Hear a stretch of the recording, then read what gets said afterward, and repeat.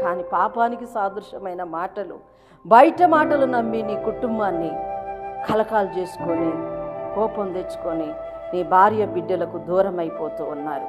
భార్య కూడా జ్ఞానం లేక మరి తన కుటుంబాన్ని పోగొట్టుకునే వాళ్ళు కూడా చాలామంది ఉన్నారు. ప్రైజ్ ది లార్డ్, హల్లెలూయా. ఆయన మనతో ఉన్నాడు గనుక నీ జ్ఞానవంతురాలు ఏం చేస్తుందంట?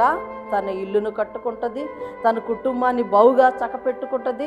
తన భర్తకి ఎటువంటి స్థితిలోనైనా ఎందుకు ఈ భర్త నన్ను ఈ రీతిగా అవమానిస్తున్నా దాన్ని పాటించుకోకుండా పదో చార్లు కూడా తన కుటుంబాన్ని ఏ రీతిగా అభివృద్ధిలోకి తేవాలని ఆలోచిస్తూ ఉంటుంది జ్ఞానవంతురాలు.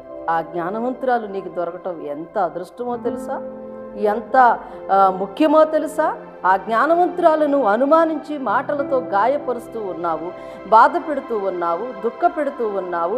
నీ బిడ్డలు నీకు, నీ భార్య దూరం అయిపోవటానికి కారకుడు నీవే. ఈ జ్ఞానము